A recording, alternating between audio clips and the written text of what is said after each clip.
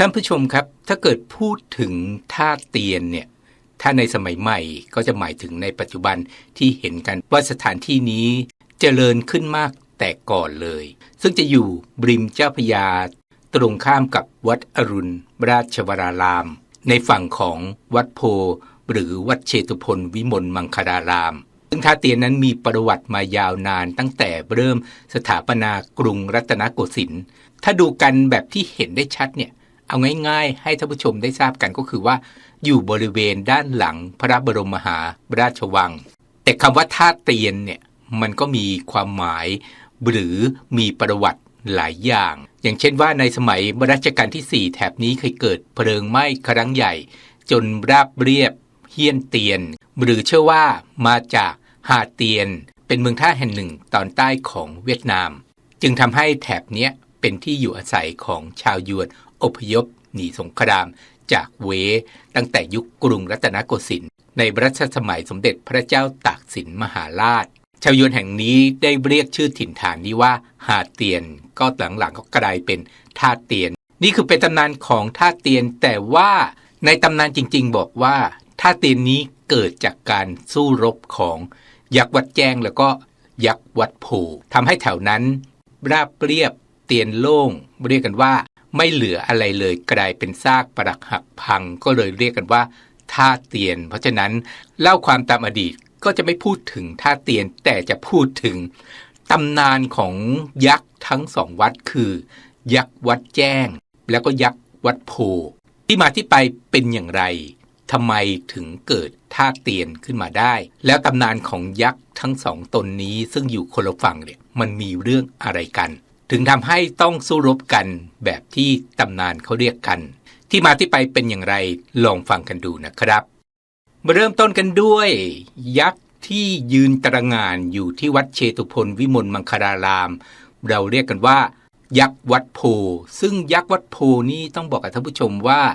รูปร่างหน้าตาจะออกไปทางจีนสักนิดนึงหรือบางคนก็บอกว่าเป็นตุ๊กตาจีนตัวใหญ่อยู่ในวัดเชตุพนวิมลมังคลารามแบบนั้นเรียกกันว่าถ้าใครไปก็จะเห็น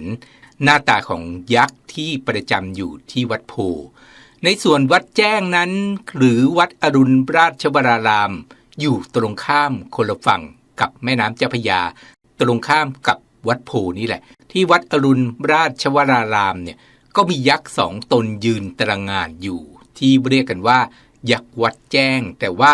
ยักษ์ที่วัดแจ้งหรือวัดอรุณนี้รูปร่างหน้าตานั้นก็คล้ายๆแบบไทยๆนี่แหละในเกี่ยวกับโขนอะไรพวกนี้จะหน้าตาออกแบบนี้แหละ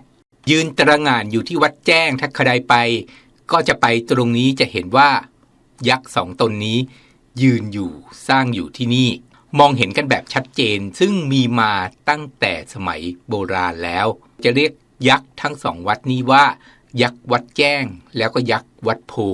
แต่ว่ามันเกิดอะไรขึ้นที่เขาบอกว่ายักษ์ทั้งสองวัดนี้มีการสู้รบกันเรียกกันว่าทำให้แถวนั้นราบพนาศูนย์กลายเป็นท่าเตียนไปแบบนั้นก็ต้องบอกว่านี่คือตำนานเป็นตำนานของยักษ์ทั้งสองวัดคือยักษ์วัดโพกับยักษ์วัดแจ้งมีเรื่องอะไรกันถึงได้สู้รบกันต้องบอกกับท่านผู้ชมว่ายักษ์ทั้งสองตนนี้ทั้งสองวัดยืนเฝ้าประตูยักษ์วัดแจ้งก็เฝ้าของตัวเองยักษ์วัดโพก็เฝ้าทางวัดโพนี้ตรงนี้ต้องบอกว่าเป็นเรื่องแค่ในตำนานนะครับไม่ใช่ว่าจะเป็นเรื่องจริงหรือเรื่องเล่าที่มีมูลนะครับมันเป็นตำนานที่เล่ากันก็คือว่ายักษ์ทั้งสองตนนี้มีเรื่องกันเข้าใจผิดกันเกี่ยวกับเรื่องของการยืมเงินกันท่านผู้ชมก็คิดกันนะครับยืมเงินกันแหมขนาดในปัจจุบันนี้ยืมเงินกันก็มีเรื่องมีราวกันจริงๆแต่สมัยก่อนเป็นแบบนั้นเหมือนกันนะครับการยืมเงินของยักษ์ทั้งสองวัดนี้กลายเป็นเรื่องเป็นราวผิดใจกันถึงกับมีการที่ยักษ์ทั้งสองวัดนี้ต่อสู้กันเรียกกันว่าใช้อิทธิฤทธิ์อะไรต่างๆต่อสู้จนแถวนั้นกลายเป็นสิ่งปรักหักพังสู้กันที่สองฝั่งเจ้าพระยานี่แหละเรียกกันว่าที่นั่นเฮี้ยนเตียนราบไปหมดเลยจากการสู้ของสองยักษ์นี้แล้วมันเป็นแบบไหนล่ะมันจบได้อย่างไรก็ต้องบอกว่าในตำนานบอกว่า มีโยคีหรือฤาษีนั้นมาห้ามเอาไว้บางก็บอกว่าเป็นยักษ์วัดพระแก้วมาห้ามเอาไว้ว่ากันไปแบบนั้นนะครับตำนานก็มีการเล่ากันอาจจะพูดกันสนุกก็อาจจะเป็นไปได้แต่ว่าตำนานเขาบอกมาแบบนี้ยืมเงินกันแล้วก็มีปัญหากันสู้กันจนเหี้ยนเตียนราบไปหมดต้องมีคนเข้ามาห้ามนี่คือตำนานบางที่ก็บอกว่าพระอิศวรทรงทราบเหตุวิวาทกันที่ทำให้เกิดความเดือดร้อนเสียหายจึงลงโทษยักษ์ทั้งสองฝ่ายให้กลายเป็นหินยักษ์วัดโพนั้นก็เฝ้าที่พระอุโบสถวัดโพส่วนยักษ์วัดแจ้งนั้นก็เฝ้าที่วิหารตามที่เห็นกันแล้วหลังจากนั้นมาเนี่ยยักษ์ทั้งสองฝ่ายก็ไม่ทะเลาะกันเลยนี่คือตำนานนะครับแต่ว่าถ้าพูดกันแบบที่เรียกกันว่าไม่ใช่ตำนานก็คือว่าเมื่อครั้งรัชกาลที่3ทรงโปรดให้บูรณะปฏิสังขรณ์วัดพระองค์ให้ช่างหล่อรูปยักษ์สูงประมาณ175เซนติเมตรจำนวน8ตนซึ่งตรงนี้ต้องบอกว่ามีหลักฐานปรากฏในสำเนาจารึกแผ่นศิลาว่าด้วยการปฏิสังขรณ์วัดโพสมัยรัชกาลที่3โดยเขียนว่าแลกำแพงนั้นประกอบด้วยศิลาเขียวแผ่นใหญ่มีประตูซุ้ม3ยอดไว้รูปอสูรหล่อด้วยสังกะสีผสมดีบุกสูง3 ศอกคืบยืมกุมตระบองอยู่ในช่องซุ้ม2ข้างประตูละ2รูปเหมือนกันทั้ง4ด้านเป็นรูปอสูร8รูปซึ่งยักษ์วัดโพทั้ง8ตนเนี่ยที่อยู่ซุ้มประตูข้างหอไตรจตุรมุขหรือมณฑปเนี่ยทั้งหมด4ด้านเนี่ยด้านละ1คู่ก็ได้แก่ทศกัณฐ์สหัสเดชะอยู่ประตูทางทิศตะวันออกเฉียงเหนืออินทรชิตกับสุริยภพอยู่ประตูทางทิศตะวันออกพญาขรกับสัทธาสูรอยู่ประตูทางทิศตะวันตกเฉียงเหนือมยราบกับแสงอาทิตย์อยู่ประตูทิศตะวันตกเฉียงใต้เอาหลังมาทำระเบียงมหาเจดีย์ในรัชกาลที่4ก็มีการรื้อซุ้มประตูออก2ด้านคือทางตะวันออกเฉียงเหนือแล้วก็ทางตะวันออกเฉียงใต้ก็เลยเหลือยักษ์วัดโพให้ดูอยู่2คู่คือพญาขรซึ่งผิวกายสีเขียวกับสัทธาสูรผิวกายสีหงเสนคือสีแดงผสมสีขาวแล้วก็มยราบผิวกายสีม่วงอ่อนกับอีกตนหนึ่งคือแสงอาทิตย์ผิวกายสีแดงชาติแล้วยักษ์วัดโพที่เป็นแบบหน้าตาจีนๆใส่เครื่องแต่งกายจีนๆหลายคนก็บอกว่าไม่ใช่ยักษ์นั่นคือตุ๊กตาจีนหรือตุ๊กตาอับเฉาที่ย้อนไปสมัยรัชกาลที่3ที่ชาวจีนพ้นทะเลใช้ถ่วงเรือสำเภามาจากเมืองจีนโดยนำมาขายตามออเดอร์ของราชสำนักสยามหรืออาจจะเป็นขุนนางที่ซื้อตุ๊กตาจีนหินมาถวายก็เลยบอกว่านี่ไม่ใช่ยักษ์นี่เป็นตุ๊กตาเพราะว่ายักษ์วัดโพจริงๆก็คือประจำอยู่ซุ้มประตูที่แอดมินพูดนั้นนี่ก็เป็นตำนานที่เล่ากันมาของยักษ์วัดโพในส่วนของยักษ์วัดแจ้งนั้นเขาบอกว่าเป็นต้นตำนานท้าวเวสสุวรรณแห่งลุ่มน้ำเจ้าพระยาเรียกว่ายักษ์ตนนี้เป็นผู้ควบคุมพูดผีปีศาจที่ตำนานเล่าขานกันมาความศักดิ์สิทธิ์นั้นมีนานกว่า200ปี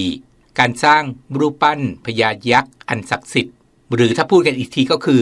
สร้างรูปเหมือนของท่านท้าวเวสสุวรรณเป็นเจ้าแห่งยักษ์ทั้งปวงผู้ควบคุมพูดผีปีศาจทั้งหลายตำนานก็เลยเล่าว่ายักษ์วัดแจ้งนั้นก็คือท้าวเวสสุวรรณที่ยืนตระหง่านอยู่วัดอรุณราชวรารามเป็นรูปปั้นพญายักษ์ยืนคู่แรกในเมืองไทยสร้างขึ้นตามพระราชดำริของพระบาทสมเด็จพระนางเกล้าเจ้าอยู่หัวรัชกาลที่3แล้วก็ทรงโปรดให้หลวงเทพกรรณช่างปั้นฝีมือดีแห่งกรุงรัตนโกสินทร์ในยุคนั้นเป็นผู้ปั้นโดยปั้นออกมาเป็นพญายักษ์คู่ตามศิลปะไทยโบราณมีลักษณะสง่างามน่าเกรงขามงดงามวิจิตรการตาดั่งพญายักษ์จริงๆที่ดูเหมือนว่ายักษ์ทั้งสองตนนี้มีชีวิตจริงๆแต่ว่าในวันที่24สิงหาคมปีพ.ศ. 2473เนี่ยเกิดฝนตกหนักแล้วก็มีฟ้าผ่าถูกพญายักษ์หน้าอุโบสถทางด้านทิศเหนือพังลงมาหลวงปู่นาคในสมัยนั้นจึงได้เรียรายบุญแก่พี่น้องประชาชนในย่านนั้นแล้วก็สร้างขึ้นมาใหม่ทำพิธีสมโภชเบิกเนตรเพิ่มพลังให้กับพญายักษ์ทั้งสองตนนี้ให้เป็นพญาแห่งยักษ์ที่มีความศักดิ์สิทธิ์ด้วยความสวยสง่างามดังที่เห็นในปัจจุบันนี้ต้องบอกกับท่านผู้ชมว่านี่คือที่มาที่ไป ของยักษ์ทั้งสองฝั่งแม่น้ำสองวัดนี้ยักษ์วัดแจ้งที่วัดอรุณยักษ์วัดโพที่วัดเชตุพนเรียกกันว่าตำนานต่างๆนั้นสู้กันมาแต่อีกตำนานหนึ่งก็พูดที่มาที่ไปแบบนี้อย่างที่แอดมินนำเสนอเพราะฉะนั้นใครมีข้อมูลต่างๆนั้นก็สามารถที่จะพูดคุยหรือคอมเมนต์กันมาได้เล่าความตามอดีตนั้นก็แค่ย้อนอดีตเกี่ยวกับตำนานต่างๆของยักษ์ทั้งสองวัดนี้ที่เกิดการต่อสู้กันจนกระทั่งเกิดท่าเตียนขึ้นแม้แต่ภาพยนตร์นั้นก็เอาไปสร้างในเรื่องของการสู้รบของยักษ์ทั้งสองฝั่งนี้ในภาพยนตร์เรื่องท่าเตียนเชื่อว่าหลายคนในสมัยก่อนเคยดูแอดมินก็เคยดูกันกับยักษ์ทั้งสองวัดนี้ยักษ์วัดแจ้งแล้วก็ยักษ์วัดโพที่มาที่ไปก็เป็นแบบนี้แหละท่านผู้ชมแล้วความตามอดีตลากันไปก่อนพบกันใหม่คราวหน้าสวัสดีครับ